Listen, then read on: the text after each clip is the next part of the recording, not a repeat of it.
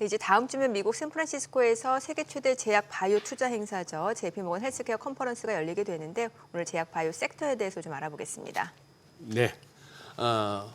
어제 시장에서 제약 바이오 주가 흐름 좋았는데요. 네. 자, 오늘은 또 어제와는 또 다른 양상입니다. 그래도 한번 제약 바이오 공부해 보시죠. 강하나 작가와 자세하게 알아보겠습니다. 어서 오세요. 안녕하세요. 네.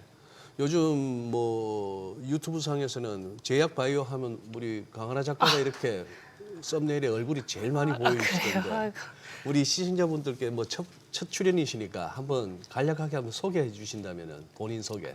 네, 안녕하세요. 저는 옛날에 이베스트 투자증권, 현재는 LS증권에서 제약바이오 애널리스트로 활동을 하다가 네. 지금 유튜브 원리버 운영하고 있고요. 아. 이제는 대학원을 다니면서 이제 유튜브는 종종 이제 하고 있는 상황입니다. 그러세요. 어느 쪽으로 전공하시길래 지금? 당연히 바이오 쪽 위주로 그래요? 전공을 다 하고 있습니다. 예. 아니 근데 이거 JP모건 헬스케어 컨퍼런스 이거 해마다 이맘때면 저희들 다루는데 네. 금년에 유독 좀 주목을 끈다는 느낌이 드네요.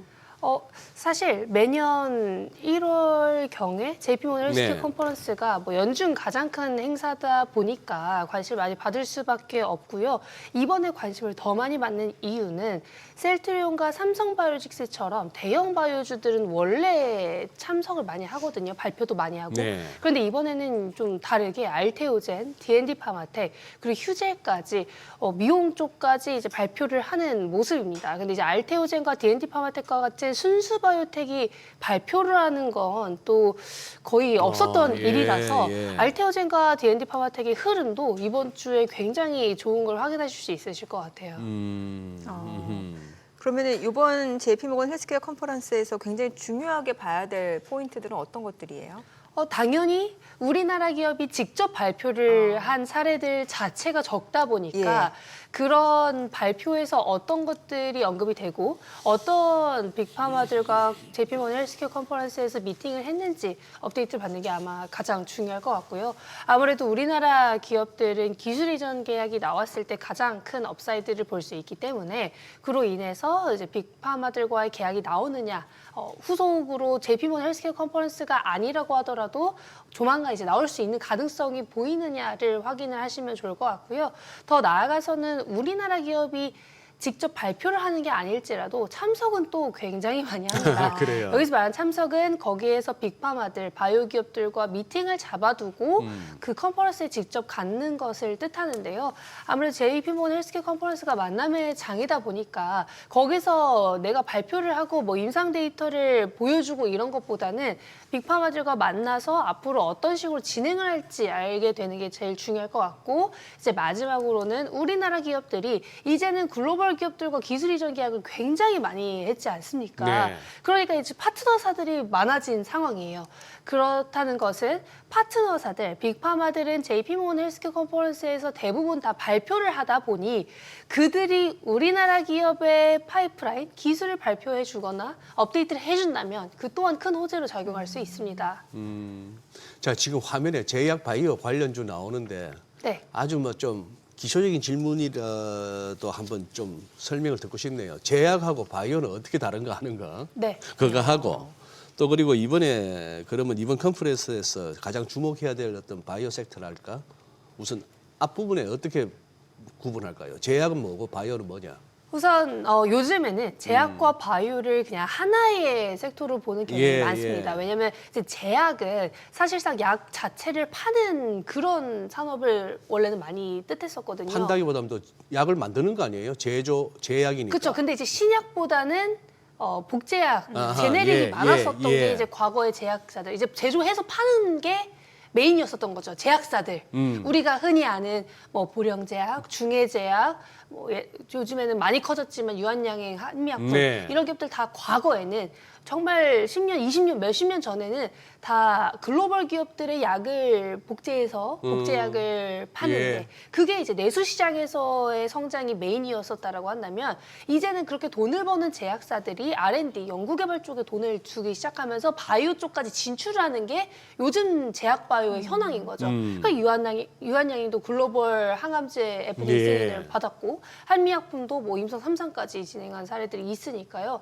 그래서 그런 것들을 고려했을 때 이제 바이오는 제약과 또 그럼 엄청 다르냐? 요즘에는 또 그게 아닙니다. 왜냐하면 바이오 기업, 특정 기술, 새로운 기술이나 바이오 기반의 뭐 그런 의약품들, 바이오 의약품들을 많이 개발하고 정말 아직까지는 약이 없는 차세대 기술을 개발한 정말 심플하게 얘기하면 연구실에서 우리가 연구를 해서 새로운 특허를 만들고 새로운 기술을 만든 게 이제 바이오의 대표적인 사례들이라고 할 수 있는데요. 이제 바이오 기업들 중에서는 또 이제 알테오젠이 키투르다 SC라는 키투르다의 SC 제형을 네. 큐렉스를 승인 받으면서 또 이제 제약 쪽으로 진출을 한 거죠, 사실상. 그러니까 이제 제약 바이오는 이제는 하나의 섹터로 보시는 게 좋을 것 같고요. JP모건 헬스케어 컨퍼런스에서 가장 주목해야 될 부분은 아무래도 이제 R&A 쪽이 관심을 많이 받고 있고 최근에 또 관심을 많이 받고 있는 건 빅파마들이 어디 분야에 투자를 많이 할 것 같으냐.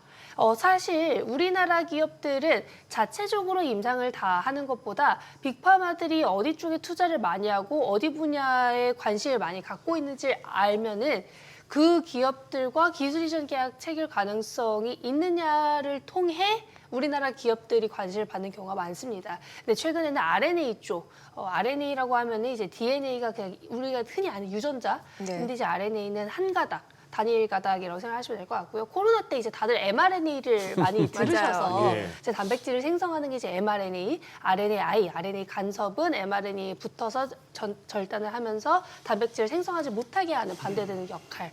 이런 RNA 쪽이 최근 기술 이전 계약도 많이 체결이 되고 있고 왜 많이 체결이 되고 있느냐? 적응증 확장을 하면서 시장 전망치가 높아지고 있고 가능성이 보이고 있기 때문이에요. 근데 이제 이게 왜 중요하냐면 비만 치료제가 정말 핫하잖아요. 아직도 핫하고 올해도 계속 핫할 거라고 네. 예상이 되고 있습니다. 비만 쪽도 일라일리와 노모디스크가 어떤 식으로 진출할지가 이번 JP모건 헬스케어 컨퍼런스에서 우리가 확인을 해야 되는 부분인 거고 네. 이 비만 쪽에서도 경구 비만이 작년 말에 처음으로 나왔죠. 노보노디스크로부터. 그리고 이제 일라일리도 올해 경구 비만 치료제 FDA 승인을 앞두고 있습니다. 그러니까 이걸 우리가 JP모건 헬스케어 컨퍼런스에서 분명히 좀 업데이트를 받아야 되는 부분이 있다. 그렇게 봐주시면 될 것 같습니다. 그 비만 치료제 쪽도 말씀을 주셨고 최근에는 보면은 그 뭐 ADC 쪽도 얘기 나오고 있고 뭐 용어가 굉장히 많으니까 네. 이런 것도 좀 설명을 해주세요. 일단 ADC는 항체 약물 접합체인데요. 정말 심플하게 말씀을 드리면 암이 있지 않습니까? 예. 그래서 암에 붙을 수 있는 요소를 붙여서 그걸 약과 붙인 다음에 약을 링커로 붙인 다음에 그걸 암으로 바로 전달될 수 있도록 해주는 게 이제 항체 약물 접합체입니다. 근데 ADC도 에너츄라는 유방암 항암제가 상용화되면서 혹은 임상 데이터가 나오면서 와 이렇게까지 좋았던 약이 유방암 항암제에서 최근에 본 적이 없었으니까 그러면 ADC라는 플랫폼이 유망하겠구나 예. 이런 생각을 할 수 있는 거잖아요. 그래서 이제 ADC도 결국에는 플랫폼이기 때문에 항체를 갈아 끼울 수가 있어요. 그러니까 유방암 항암제에서는 유방암에서 많이 발현되는 허투 아니면 이제 뭐 다른 고용암에서 많이 발효되는 뭐 투랍투 그러니까 이 항체를 갈아 끼울 수 있기 때문에 ADC라는 플랫폼은 뭐 확장성이 무궁무진한 거겠죠. 그러니까 이제 리가켄바이오 같은 우리나라 ADC 대장이 네. 아마 앞으로도 기술 이전 계약이 추가적으로 나올 수 있을 거라는 기대감이 나오고 있고요. 이번 JP모건 헬스케어 컨퍼런스에서도 기존 파트너사들, 존슨앤존슨부터 시작해서 다양한 파트너사들과 후속 미팅 혹은 앞으로 추가적인 미팅도 가능하다고 하니까 그런 것들 관심 있게 보시면 좋을 것 같습니다. 저 자막에 ADC가 뭐의 약자인지도 모르겠고 네. 항체, 약물, 접합체라는 의미도 사실 설명 듣고도 잘 모르겠고 암세포만 타격하는 이러다 보니까 제약 바이오인가 보다 하다가 또 뒤에 유도 미사일 보니까 이게 지금 방산 섹터 다루고 있나 싶기도 하고 네. 정신은 없는데 요즘 주식 하려니까 너무 힘드는 게 반도체 공부하랴, 로봇 맞아요. 공부하랴, 무슨 뭐 AI. 저는 생성력, 뭐 추론력 이것도 잘 구분이 안 가는 와중에 지금 이쪽으로 오면 이제 진짜 머리 빠집니다. 근데 사실 이제 반도체도 그렇고 다 좀 새로운 걸 많이 시도하는 예. 시대잖아요, 지금. 예. 그러다 보니까 반도체를 뭐 10년 전에 잘하셨던 분들도 추가적으로 공부할 게 생기고, 뭐 로봇은 뭐 당연히 우리가 뭐 이제야 시작되는 거니까 더 어려운 부분이고요. 바이오도 저는 이제 마찬가지라고 생각합니다. 이제 큰 틀에서 빅파마들이 어디에 관심을 많이 갖고 있고, 아니면 이제 뭐 ADC가 있었을 때 ADC도 또 발전을 할 거 아닙니까? 그게 이제 뭐 DAC라든지 아니면 AOC라든지 이게 또 업데이트가 돼요. 그래서 그런 예. 것들을 예. 우리가 처음 큰 틀만 잡아놓는다면 업데이트를 하기에는 오히려 더 좋은 섹터 중 하나라고 저는 생각합니다. 야, 우리 저 강하나 작가님 진짜 완전 방송 무기인데 말도 씹히는 것도 없고 굉장히 많은 정보를 갖다 짧은 시간에 전달하시는데 아니 그럼 나오신 김에 한번 쉽게 한번 설명해 줘 보세요. 뭐 바이오 그러면 삼성 바이오로직스 삼바 이거 어제도 막 헐헐 날아가고 하던데 삼성 바이오로직스하고 똑같은 바이오자 들어가는 SK 뭐죠? 그거? 바이오팜입니다. 바이오팜. 네. 예? 그거하고는 두 회사는 어떤 차이가 나는 거예요? 일단 삼성 바이오로직스는 이제 분할을 했지 않습니까? 네. 분할을 하면서 뭐 이제는 바이오시밀러 혹은 신약 쪽은 뺀 거고요. 삼성 바이오로직스는 CMO 쪽 생산 쪽만 하는 회사가 된 겁니다. 그러니까 누가 맡긴 그렇죠. 왜냐하면 우리가 약을 대량 생산을 해야 되잖아요. 네. 팔려면 대량 생산을 하기 위해서 CDMO 기업, 삼성 바이오로직스와 같은 생산 기업에 위탁 생산 기업에 위탁을 맡기고 수주를 맡기면 반도체로 치면 파운드리. 네, 비슷하다고 생각하시면 예, 됩니다. 예. 그러니까 삼성전자가 파운드리 때에 약간 좀 아쉬웠던 부분을 이번에는 하지 않기 위해서 분할을 한 것 같아요. 왜냐하면 신약을 개발하게 되면 고객사와 약간 경쟁하는 구도가 될 수 있거든요. 그러니까 이제 삼성 에피스 홀딩스를 뺀 거죠. 신약을 해야 되니까. 아, 예. 바이오시밀러는 한계가 분명히 있기 때문에 네. 어쨌든 복제약이니까 분명히 있기 때문에 신약 쪽에 제대로 진출하기 위해서 분할을 했다고 생각하시면 될 것 같고요. 그래서 삼성바이오로직스가 이제 삼성 바이오로직스 하나만 남았지만 오히려 수주가 더 빠르게 들어오고 있는 상황이고 생물보안법이라고 중국 기업들과 거래를 좀 하지 말아라 하는 미국에서 최근 국방수권법에 통과된 법안이 하나 있거든요. 대통령 서명까지 진행이 됐기 때문에 올해는 조금 더 이게 가시화될 것 같은데 생물보안법을 통해서 그럼 미국 기업들이 중국 기업에 주던 걸 한국 기업에 줄 수 있지 않을까? 이런 인식들도 생기고 있습니다. 수주를. 그러니까 이제 삼성바이오로직스가 그로 인한 수혜로 수주도 좀 더 빨리 늘어나고 기존 수주들도 좀 더 커지고 이제 확장되는 공시들이 하나둘 나오고 있고요. 그로 인한 수혜로 이제 투자를 하시는 분들도 많아지신 거죠. 그러니까 삼성바이오로직스는 생산이 메인이다. 그리고 SK 바이오팜은요 신약 개발 회사입니다. 신약 개발? 네, 신약 개발 회사인데 사실 공장 쪽도 미국에 뭐 갖게 될 것이다라는 얘기들도 많이 있었고요. SK 바이오 이 그룹 안에 SK 바이오텍이랑 팜테코가 또 있어요. 네. 위탁 생산을 네. 하는. 아하. 그래서 그들과도 이제 거래 관계가 있기도 하고 이제 SK 바이오팜만 딱 봤을 때는 신약 개발 회사고 우리나라 최초로 후보물질 단계부터 FDA 승인 그리고 직접 판매까지 진행한 회사입니다. 그래서 뇌전증 신약 엑스코프리를 처음부터 진짜 후보물질부터 찾아서 FDA 승인까지 받은 게 또 SK 바이오팜입니다. 그러니까 두 기업 모두 약간 뭔가 상징적인 부분이 있는 기업이죠. 근데 이건 다 이제 대기업이기 때문에 네. 가능한 부분이라고 생각하시면 될 것 같습니다.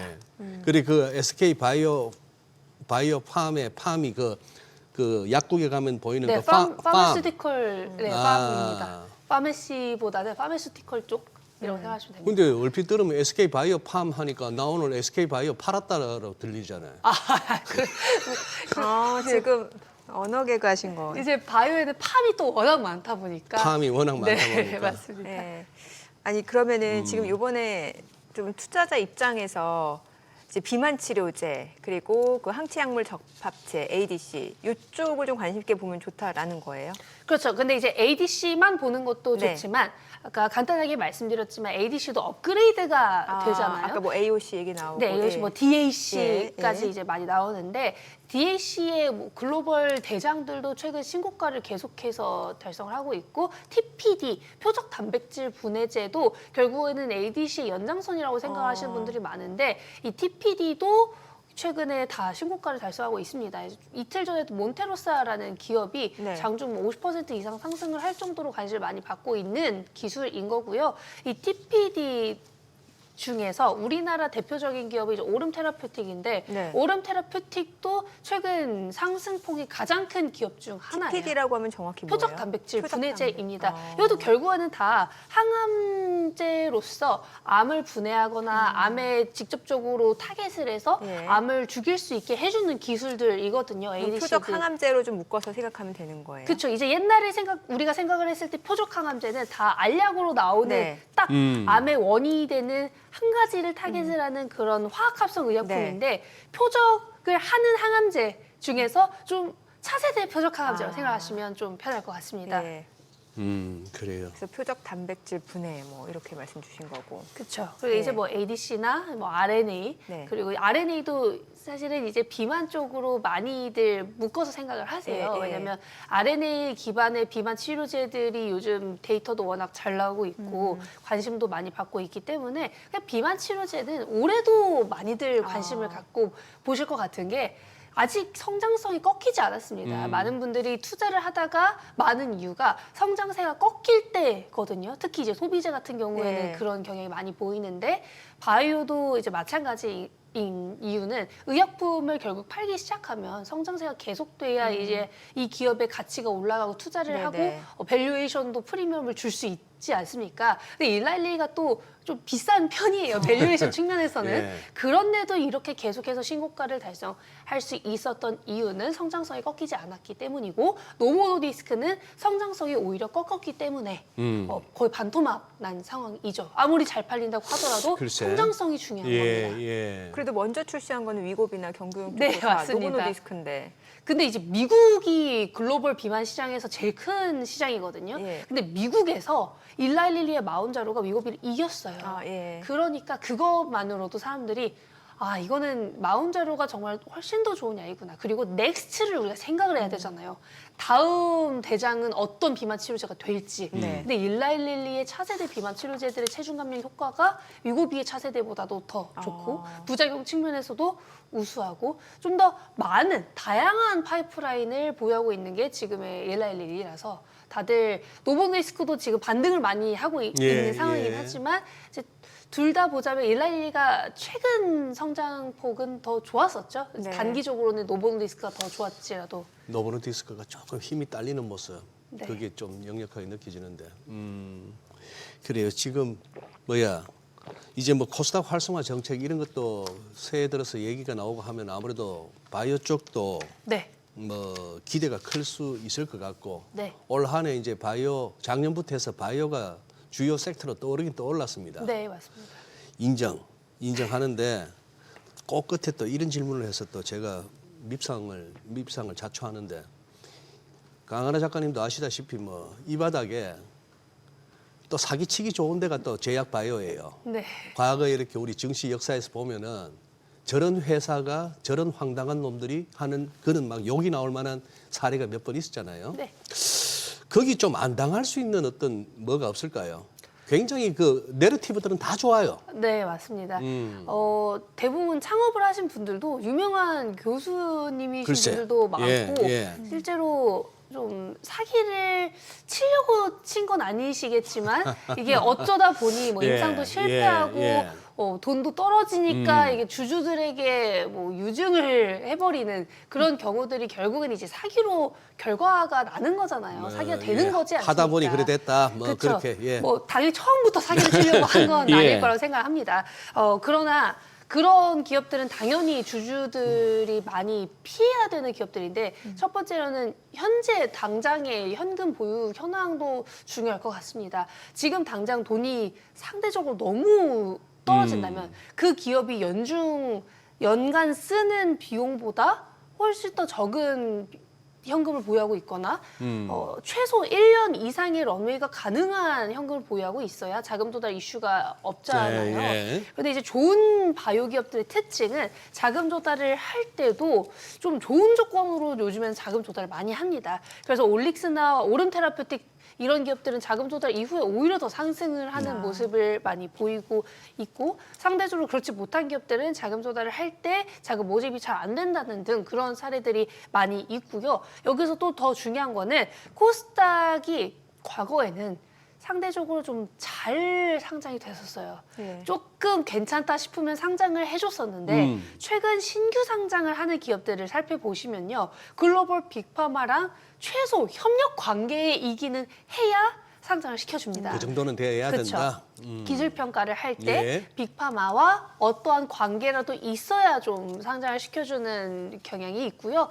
조금 더 나아가서는 돈을 벌 수 있는 기업들 위주로 상장을 해주는 게 요즘 신규 상장주들의 특징입니다. 그래서 신규 상장주들이 오히려 더 수익률이 좋아요. 왜냐하면 어느 정도 레퍼런스가 있는 상태에서 상장이 되고 돈을 버는 상태에서 상장을 하기 때문에 이제 과거 상장된 기업들보다 신규 상장주를 선호하시는 분들은 요즘에는 상장 요건이 빡빡해졌으니 글쎄. 그나마 낫지 않을까? 그래요. 이런 인식들이 정말 많이 생기기도 했습니다. 그래요. 알겠습니다. 오늘 여기까지 듣겠습니다. 잘 들었습니다. 네, 감사합니다. 고맙습니다.